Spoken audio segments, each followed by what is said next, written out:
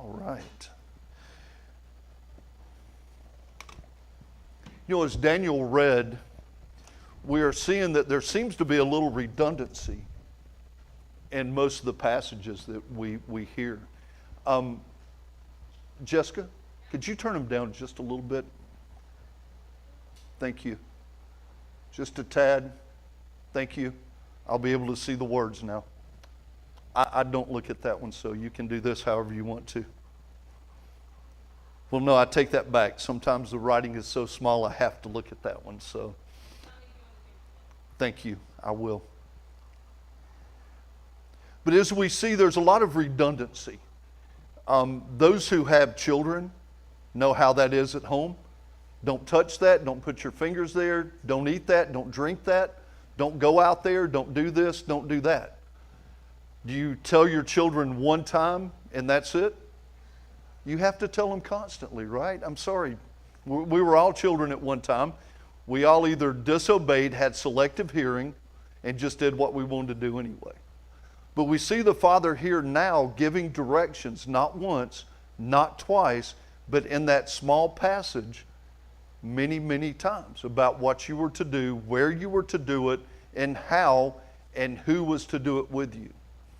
One thing I want us to see, even in these passages, simple instructions, he says your sojourner, your maid, so your servants, your maids, your butlers, your whatever, and the sojourner that goes along with you. The sojourner is going to be that one who chooses to hold on to the Elohim of your beliefs, right? He's going to be the one that says, my God, your God is my God, and my God is your God. Not saying, hey, I want to keep serving Baal, but I'm going to hang out with y'all because y'all have good festivals. It's not that way. He wants us to cling because we love him. He wants us to choose because we love him. Not just because it's the best choice out there. I mean, we can serve out of ceremony, or we can serve out of true love and desire.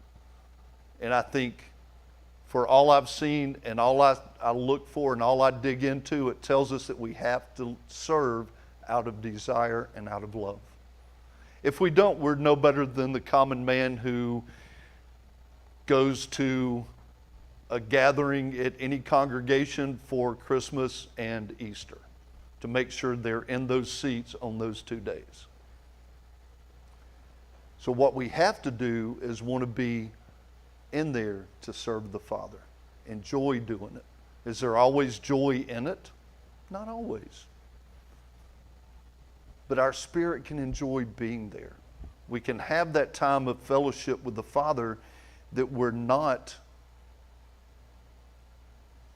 walking away from him, but we're walking away from the world. What I want us to get into, I guess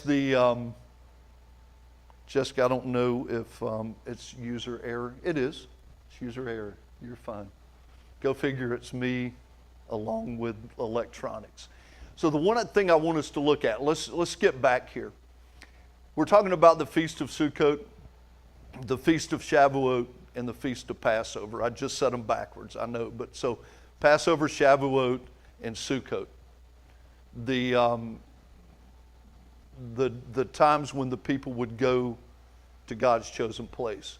And what I'm seeing here is he's telling us that you're not to do this within your gates. At that time when the temple was there, he said, you're not going to kill your offering. You're not going to slaughter or sacrifice your offering in your gates. You bring it to me. You come to the place I've chosen.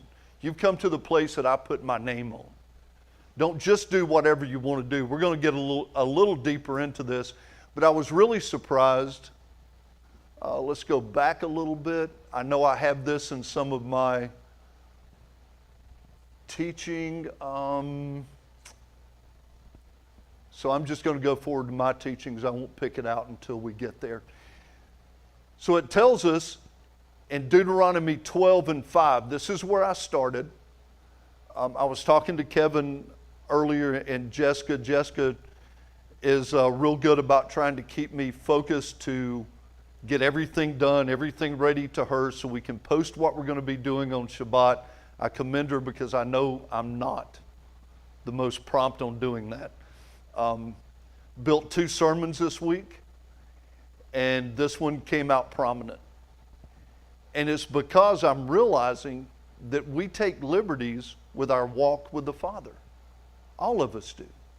I do it. I feel like my ideas are sometimes the best. And then I go back and I look and I read, I study for these parshas, I study for the lesson, and I realize that I'm wrong. That somewhere along the way, I've let it become askew enough that I'm traveling my path and not the Father's path. I know there's a lot to be said about this, but going back to Deuteronomy 12, it says, rather you are to seek the place Yahweh, your Elohim, chooses from all your tribes to put his name to dwell. There you will come. Not just any old place. I think we try to push this narrative enough here that we understand it's not our way, but it's the Father's way. He's not part of Burger King. You can't have it your way. You've got to have it his way. He goes on to say, there you will bring your burnt offerings and your sacrifices, your tithes, the offering of your hand, your vow, your free will offerings, and the firstborn of your herd and of your flock. So what's he telling us? There we come to him. When we have those things, when we have the free will, the sacrifices. I know we can't do the sacrifices now. There's no temple for us to travel to. But it's where his name is placed. He goes on to say, there you and your household will eat before Yah your Elohim and rejoice in every undertaking of your hand as Yah your Elohim has blessed you. Goes on, you will not do all the things as we are doing here today, everyone doing what is right in his own eyes. This struck home to me. This hit pretty hard. Because as I'm reading that, I had to go back. I would drop down a couple of verses and I would go back. Not what everyone is doing that is right in their own eyes. We see this in our world. We see this within the group of people that we most closely align to, that everyone will cherry pick and choose what they want to do, even within those who are of the Messianic faith, if you want to go in that direction. We'll choose and pick who will, who can, who can't, who should, and who shouldn't. But the one thing the Father said is you and your household will come to my place. We can look forward into Isaiah, where he even said his house would be called a house of prayer for all nations. All nations, not just 12 tribes, for all nations. And in doing that, they would all line up on one word. There's not going to be 3 avenues in. There's going to be 1 avenue in, and that's it. For you have not yet come to the resting place and the inheritance that Yah your Elohim has given you, but when you cross over the Jordan and settle in the land that Yah your Elohim enables you to inherit, and he gives you rest from all your enemies around you, you will dwell in safety and peace.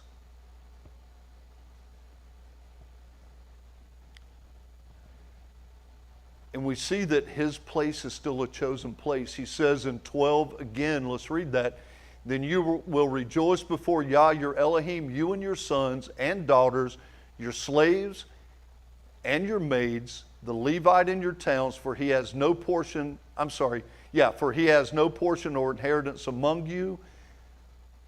Be careful that you do not offer your burnt offerings in any place you see. One place to go for sacrifices. One place to go for giving back to the Father. Rather you do so only in the place Yah chooses in one of your tribes. There you are to offer your burnt offerings, and there you are to do all that I am commanding you. And he's been pretty adamant about this. And it goes on. I don't think I pulled up many more of the references just because I don't want to beat that in. However, you may slaughter and eat meat within all of your gates. I'm surprised we didn't have a question about some of this as it was being read in the context in chapter 16, or it might have been in the latter part of 15. It says, however, you may slaughter and eat meat within all of your gates, whatever your souls desire, according to the blessing Yah your Elohim has given you. Either the unclean or clean may eat of it as they would a gazelle or a deer. Now we understand that clean or unclean is the human, not the meat. He's not saying go out and eat rats or pigs or the other things that are, not clean, not fit. But you are not to eat the blood. You're to pour it out on the ground like water. You may not eat within your gates the tithe of your grain or new wine or oil or the firstborn of your herd or of your flock or any of your vow offerings that you vow or your free will offerings or the offering of your hand. Very specific. You can have a feast. You can have the gazelle, the deer, the clean animals. You can have a feast amongst your people, but you can't offer your offerings there. You can't build your own altar. You can't make your own way of giving to the Father. It's His way and His way only. And He's adamant enough about this that He continues to drill that in. Again, in 18, rather you are to eat them before Yah your Elohim in the place Yah your Elohim chooses. You, sons and daughters, slave, maid, Levite within your gates, and you will rejoice before Yah your Elohim in every undertaking of your hand. So He continues. He says He knows that you're going to crave meat, eat it. That's fine, but don't eat a vow offering. Don't make your sacrifice within your gates. You have to go to His place. We see that Israel and the sojourners' worship of Yah is not about convenience.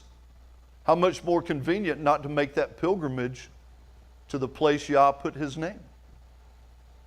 We can just do it hanging out. We can do whatever we want to do, kick our feet up within our gates. We can make an altar here. What happened at the last time? When an altar was made out of convenience and out of desire to have an altar, an image amongst them. We had the golden calf just pop out of the fire, if you believe that. It's not about our personal desires, and it's not about how the world worships their gods. None of that should have a bearing on how we worship. He said, don't do it in your land. Come to me. Come to the place I put my name. And then it was a physical location. What it is about is Yah's choice, where He chooses, how He chooses. It's about His commands. How does He tell us to do it? And when we do that, what happens? The presence of the Father dwells among us. He comes to us. He honors that. We're able to live in that and dwell with Him. And then we see that the sacrifice was only to be given at the temple where Yah chose to place His name. He said, you can feast within your gates. You can have that barbecue. You can fire up some burgers, some good old beef hot dogs, burn a couple for Sharon. She likes that part of it. But you can't have the sacrifices or the vow offerings within your gates. You must go to the Father. And we see that Solomon, he prayed for Yahweh to dwell among His people. In 1 Kings 8:26, he says, now therefore, Elohim of Israel, please let your word be confirmed, which you spoke to your servant, my father David. So will Yah really dwell on the earth? Behold, heaven and the heaven of heavens cannot contain you. How much less this house that I have built? We're starting to point to something a little different. He said, I can't contain you in a home. I can't build a building that you're always going to be in. And I hope none of us in our hearts think we come here to meet Yah. We come here to be amongst each other and look for His presence to dwell because we're here. He doesn't necessarily stay here when we leave. His presence should go with us at all times. It should dwell with us. Solomon goes on to say, nevertheless, turn to the prayer of your servant and to his supplication, Yah my Elohim, to listen to the cry and to the prayer which your servant prays before you this day. Let your eyes be open towards this house night and day, towards the place of which you have said, my name shall be there. Listening to the prayer which your servant shall pray towards this place. So listen to the supplication of your servant and of your people Israel. When they pray towards this place here in heaven, your dwelling place, and when you hear, forgive. We look at Ezekiel 37. Yah promises that he will build a sanctuary. He will dwell among his people. He says, I will cut a covenant of peace, of shalom with them, and it will be an everlasting covenant. I will give to them and multiply them. I will set up my sanctuary among them forever. My dwelling place will be over them. I will be their Elohim, and they will be my people.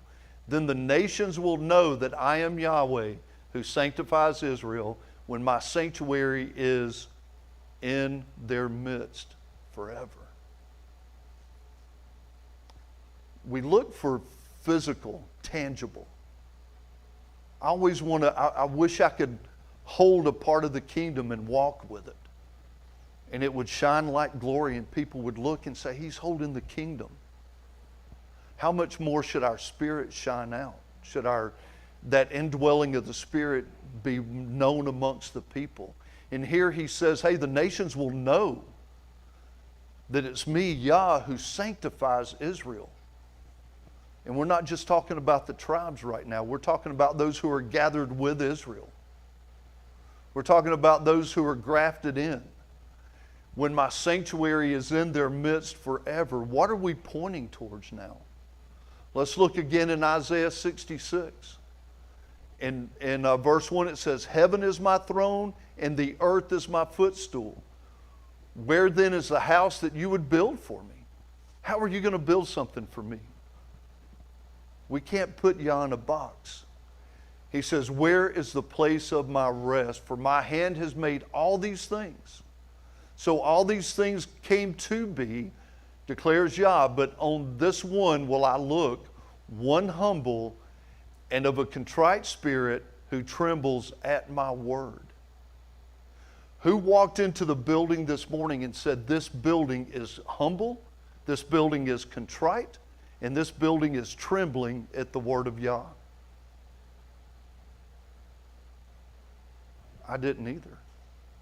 Yah didn't either.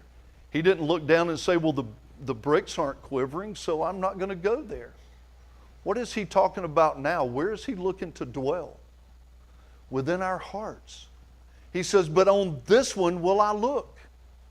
One humble and of contrite spirit, who trembles at my word. We're not talking about brick and mortar. We're not looking at a standing building. Would it have been great to go in and see the splendor of the temple that Solomon built? Absolutely. Do we see the handiwork in some of the cathedrals that are built in Europe? Some of the churches that are built here, some of the massive churches that are built. We see the splendor there. But Yah isn't dwelling in that splendor. Yah isn't looking for the beauty of a building. He's looking for the heart of the people. And He's given us an avenue for that.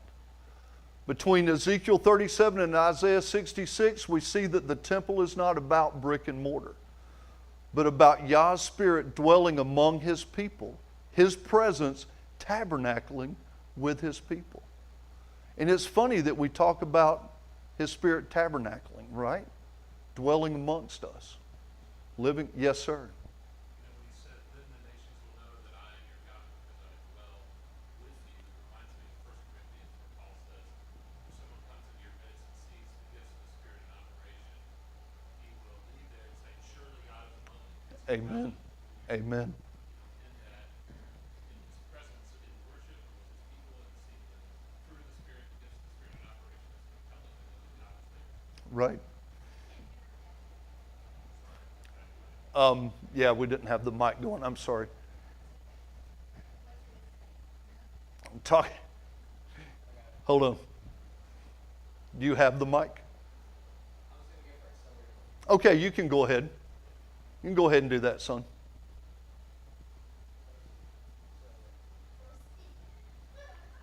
Okay, so as he gives a sidebar there for a moment, we're going to keep going.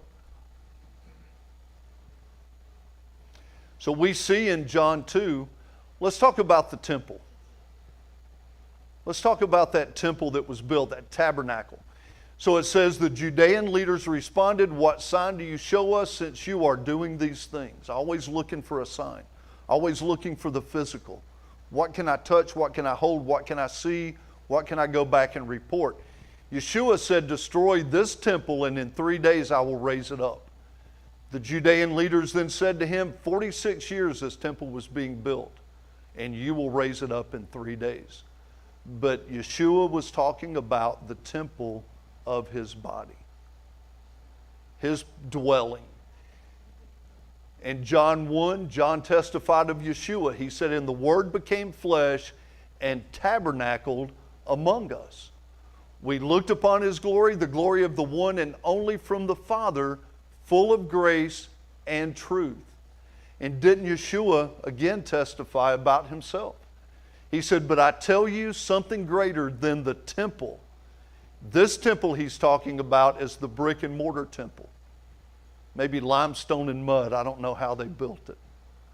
But he was talking about the greater is him, being that temple is greater than the brick and mortar temple that they were referring to, that they were thinking of. So it's getting away from the physical and getting to the spiritual. John 17, Yeshua even talked about coming from the Father. He said, "I've made your name known," speaking to the Father, "I've made your name known to the men of this world that you gave me. They were yours, you gave them to me, and they have kept your word. Now they have come to know everything you have given me is from you. The words which you gave me I have given to them. They received them and truly understood that I came from you, and they believed that you sent me."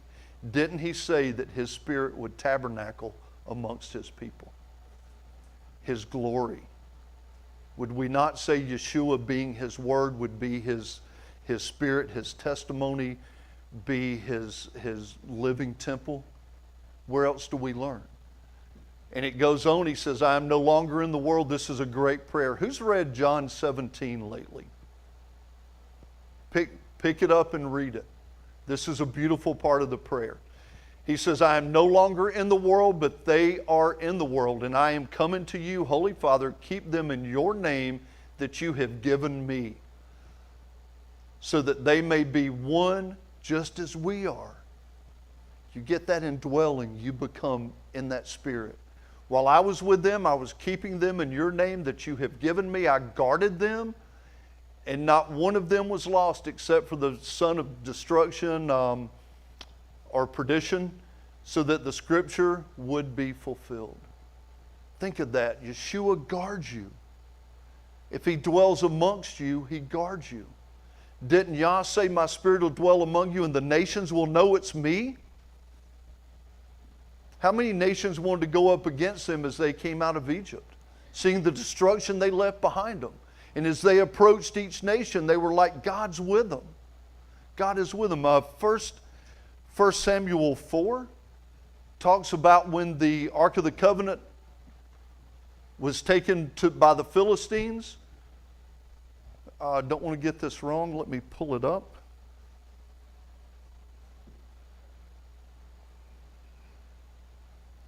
It says when we're at 1 Samuel 4, and we'll start at 1. Let's just kind of breeze through this. "Now the Israelites went out to fight against the Philistines. The Israelites were camped at Ebenezer, and the Philistines at Aphek.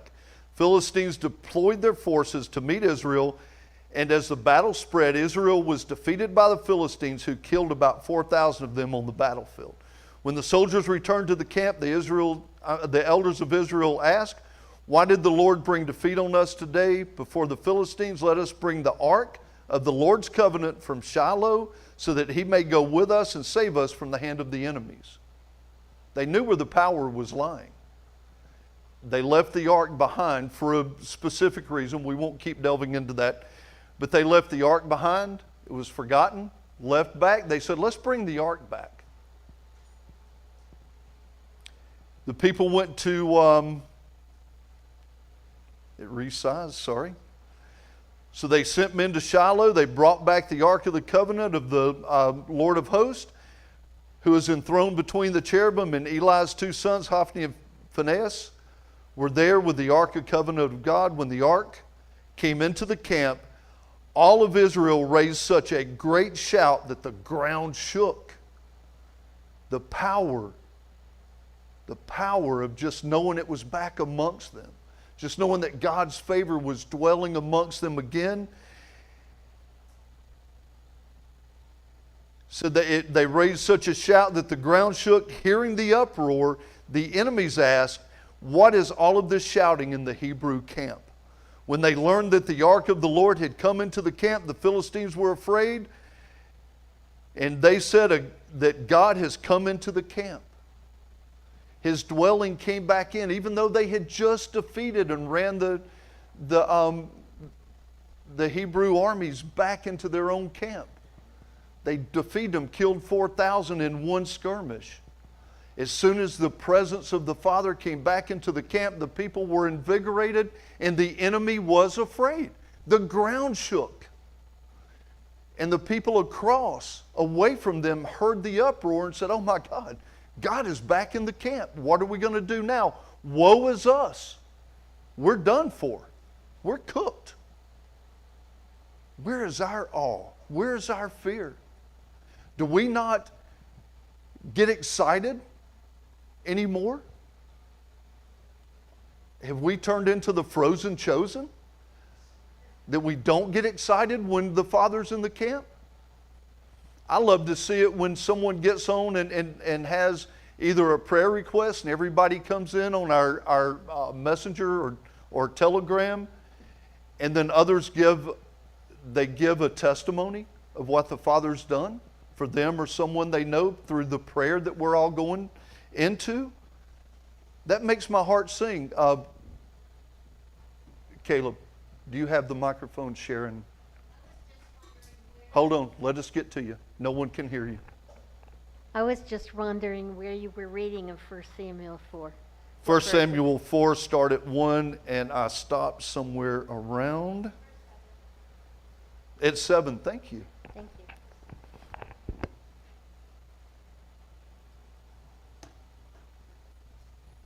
If the enemy is afraid, why can't we be in awe of the power of the Father? Why can't we see when His Spirit comes back in? Why can't we feel that invigorating Spirit come in, build us up, make us feel stronger? And they did it because they knew that the Father would fight for them. Now, if you go on through the story, it doesn't end so well right there, but understand that they were looking for that power. Sometimes we look at it for the wrong reasons. But we need to realize that the Father will dwell amongst us and the enemy will be at bay.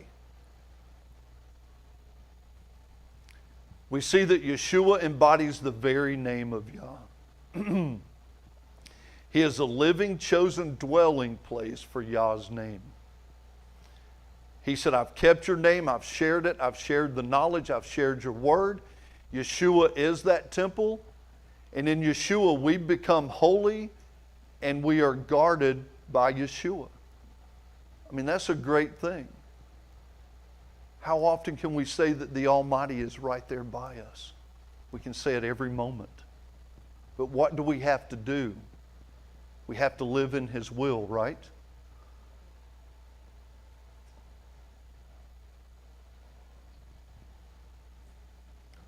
According to 1 Corinthians 3, we are to realize that we are Yah's temple. Don't you know that you are Yah's temple and that the Ruach Elohim dwells among you? If anyone destroys Yah's temple, Yah will destroy him, for his temple is holy, and you are that temple. Now suddenly we've gone from a place where Yah said, you will bring your sacrifices here, only here. You can't do it in your gates, to where we see the prophets pointing to a spiritual realm and a place to worship. And now we have that confirmation that we are also that temple. Ephesians 2, so then you are no longer strangers and foreigners, but you are fellow citizens with Yah's people and members of Yah's household. You have been built on the foundation made up of the emissaries and prophets, with Messiah Yeshua himself being the cornerstone. In him the whole building being fitted together is growing into a holy temple for Yah. In him you are also being built together into Yah's dwelling place in the Ruach, in the Spirit. You. Can it be true? Absolutely. You are that temple. You are where the Father wishes to dwell. He already told us that he was looking at that contrite heart, that humble person, and the one who feared him and did his word. We are that temple. Revelations 21 talks about the new heaven and new earth. It says, for the first heaven, the first earth had passed away, and the sea was no more. I saw the holy city, the new Jerusalem, coming down out of heaven from Yah, prepared as a bride adorned for her husband. I also heard a loud voice from the throne saying, behold, the dwelling of Yah is among men, and he shall tabernacle among them. They shall be his people, and Yah himself shall be among them and be their Elohim. If we jump up to Revelations 21 and 22, tells us, I saw no temple in her. For the temple is Yahweh Elohim Zavuot and the Lamb. And the city has no need for sun or moon to shine on it, for the glory of Yah lights it up, and the lamp is the Lamb. The nations walked by it, by its light, and the kings of the earth bring their glory into it. The temple dwells among us. Is there a certain building that is more holy than any other building? Yours. It says you are that building. It says we've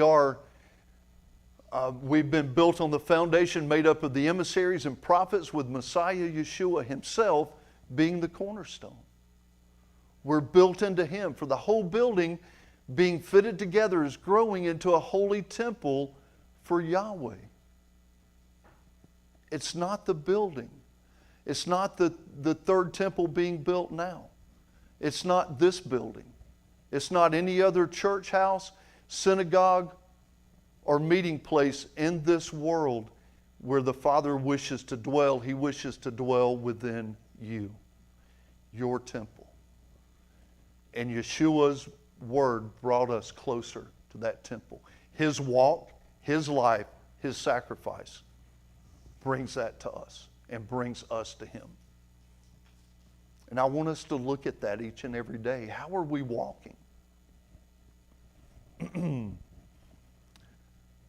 If Yeshua is the temple, and that means that we in him become the extension of Yah's presence and dwelling place. He tabernacles amongst us. How does our conduct line up for that?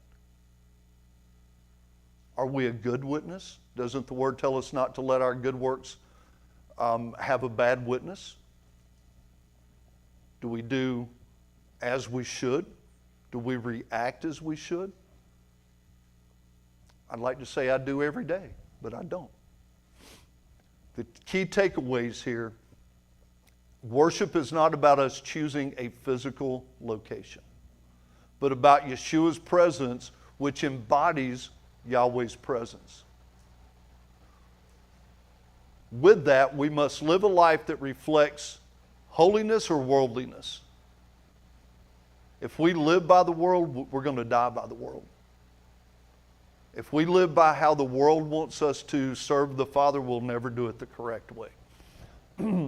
It says we must live a life that reflects holiness because the presence of Yah wishes to dwell within us. I still have trouble considering myself holy or righteous sometimes. I have trouble with that. It's not through what I do. It's not the deeds I have. It's not the words I say. It's through Yeshua that we're granted that grace to dwell with the Father. John 4 tells us, this is when Yeshua is talking to the lady at the well, when he says, "Woman, believe me, an hour is coming when you will worship the Father neither on this mountain nor in Jerusalem." That's a heavy statement, because where's the motherland? And even there, Solomon, if you look back on Solomon, in his prayer, he said, when the people pray in this direction, when your people pray towards this temple, see them and hear them and forgive. But now Yeshua is saying, you won't worship on this mountain nor in Jerusalem. You worship what you do not know. We worship what we know, for salvation is from the Jews. But an hour is coming, and it is here now. So we're not waiting for this to happen. I hear a lot of theories and concepts that we're not yet into where we need to serve the Father fully, keeping the commandments, because that time hasn't come yet. That we're not due to have to do that. It says, but an hour is coming, and it is here now, when the true worshipers will worship the Father in spirit and truth. For the Father is seeking such people as his worshipers. Going back to Ezekiel, right? Says Yah is spirit, and those who worship him must worship him in spirit and in truth. If we're living that life, if we're holy, causing ourselves to learn and to walk and to seek his word, to fear him, and to always see him in everything we do, he's going to dwell with us. He's seeking that contrite heart, that humble man, and that one who trembles at his word. Are we that person today? If we're not, we need to get in line with that word. We need to line up with what the word tells us to do, that we need to walk in that manner each and every day, not just on Shabbat. I appreciate all the good behavior I get here, but don't do it just here. It's not just for here. It's for out there. Your mission, your walk is not within these four walls. It's out here in the world. Because he said if the nations will know, once he dwells among his people, the nations will know that he's the one who blesses. He's the one who guards. I want no other than Yeshua to guard me. I could have all the armed guards walking with me, but man fails. You have that one shepherd. He said he would lay down his life. So that's what we're looking for, to be able to indwell with the Spirit. And having that in our lives, knowing that we're truly secure, and that we understand that we are that temple. We treat our bodies different. There's a lot more. Eric brought up the one, 1 Corinthians 4. I didn't quite go that far. I stopped at 3. But there's more and more about how your body is that temple. That living sacrifice is all we have to give. And who do we give it to? Do we offer it out in the world? Or do we come into the presence of the Father? And that's where we offer up our bodies, is that living sacrifice. Being that temple. What do we house within our temple? Do we get it chock full of worldly furniture? Deeds of the world? Or do we have the words of the Father? within us. Today, let's seek to dwell with the Father, realizing that He will tabernacle amongst us.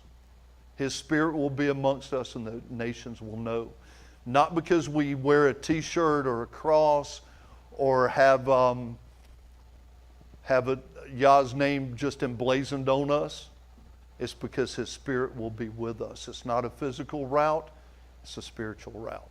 So seek Him today in spirit and truth, and allow Him to indwell with you.